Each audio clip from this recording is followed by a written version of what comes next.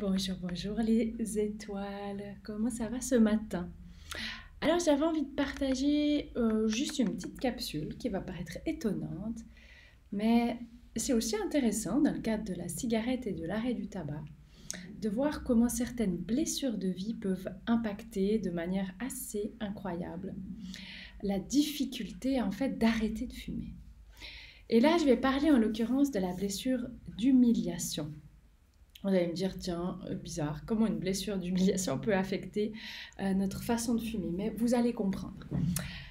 La blessure d'humiliation, il faut savoir qu'elle se réveille quand on est enfant, et puis elle est assez courante, mais peu de gens savent comment elle s'installe, cette blessure. Voilà, cherchez le mot, comment elle s'installe.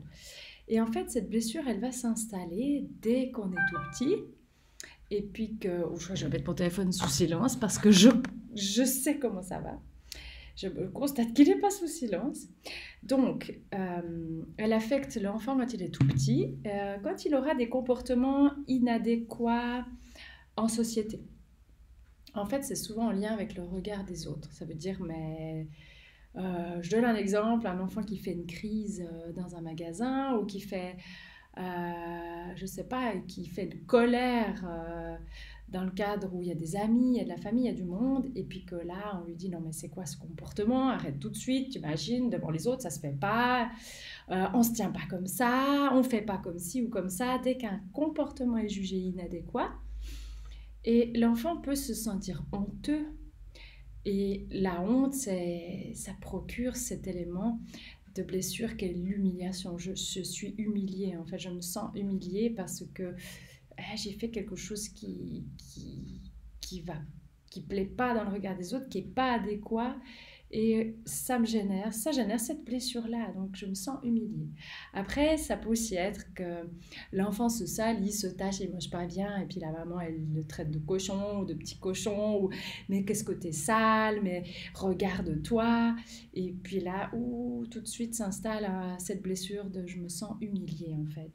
Je suis humiliée parce que ce que je fais, ça correspond pas, ça joue pas, c'est honteux.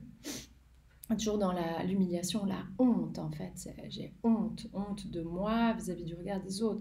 Donc vous voyez, elle peut vite s'installer, mine de rien, cette blessure. Sauf que, comme toutes les blessures, hein, je parle souvent moi des 5 blessures de l'être, parce que elles se répercutent chez tout le monde, elles sont là partout chez tout le monde, je vous rassure. Moi aussi j'ai porté, et encore maintenant, ces blessures.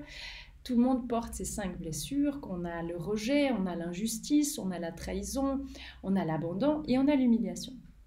Et la problématique dans l'humiliation et la cigarette, hein, j'oublie pas notre lien, c'est que quand on a cette blessure qui a pris un peu plus d'espace par rapport aux autres, notamment l'humiliation, hein, le regard des autres, tout plaire, bien faire, pas un mot de traverse, vraiment, on porte ce qu'on appelle le masque du masochiste.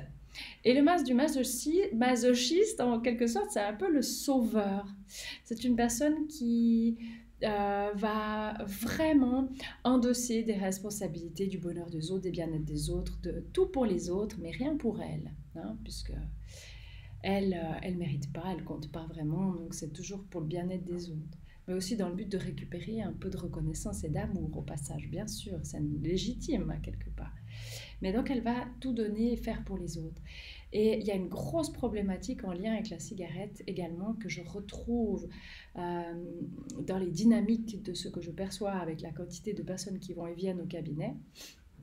C'est pour la personne qui porte le masque de sauveur ou qui a vécu l'humiliation, la liberté est une notion très importante. La liberté, être libre. Et paradoxalement, ce sont des personnes qui vont toujours s'arranger pour se mettre mille et une obligations euh, qui les empêchent d'être libres. Elles veulent être libres, mais en fait, elles n'y arrivent pas. Pourquoi? Parce qu'être libre, c'est leur plus grande peur. Et oui, qu'est-ce qui se passe si je suis libre? Ça veut dire que je dois revenir à moi. Et c'est horrible pour une personne qui a vécu tellement d'humiliation de revenir à elle. Elle préfère se reporter sur les autres. Donc elle ne se connaît pas vraiment, elle ne s'accorde pas vraiment de plaisir, elle ne voit pas la beauté de ce monde. Elle voit beaucoup au travers du regard des autres. Et pour la cigarette, c'est la même dynamique. Parce que, en fait, la cigarette, elle vient toucher le manque de liberté, c'est-à-dire de respirer, d'être libre de mes poumons. Je me mets de la fumée, je me remplis, je m'étouffe à quelque part, tout autant que je me laisse étouffer par les autres, puisque comme je veux tout faire pour les autres et que je suis toujours à l'écoute, toujours là, toujours pour aider, eh bien, ça va quelque part, ça va m'étouffer. Et j'étouffe mon être. Donc les personnes qui portent la blessure d'humiliation sont souvent des personnes qui ont des rhumes, de la peine à respirer, qui toussent, qui ont des allergies, tout ce qui est en lien avec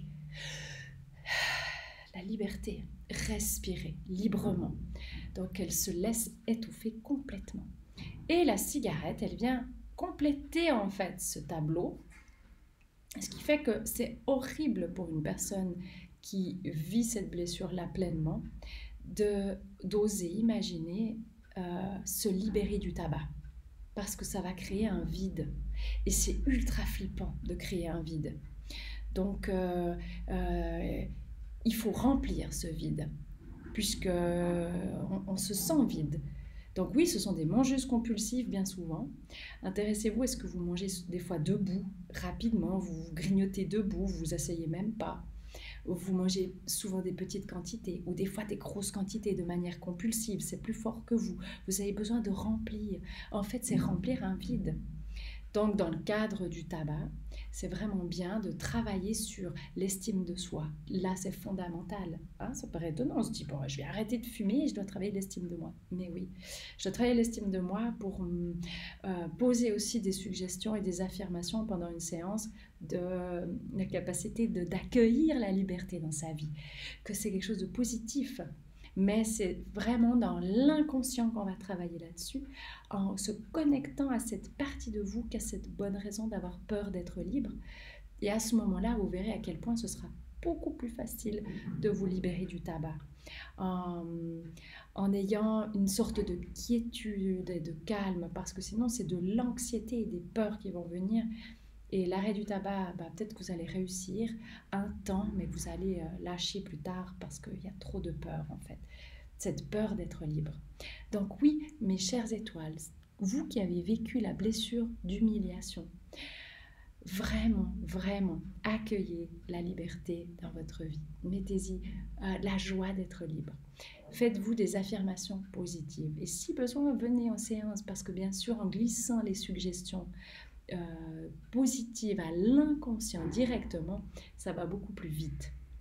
Mais vous pouvez aussi travailler en amont et vous intéresser à la blessure d'humiliation. Je vous invite à lire Lise Bourbeau, Les 5 blessures de l'être, mais pas que. Il y a aussi d'autres personnes qui parlent de ces blessures, mais pour moi, c'est une référence, Lise Bourbeau, par rapport à ces blessures.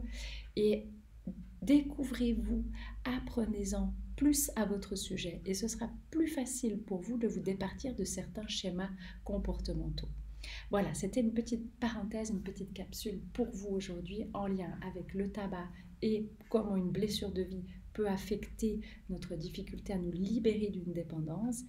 Et la prochaine fois, je trouverai un autre thème, bien sûr. Vous n'hésitez pas si tout à coup vous avez envie de thème. Moi, je fais volontiers des vidéos sur vos demandes, d'accord? Allez, à bientôt mes chères étoiles, passez une toute belle journée et merci pour votre écoute.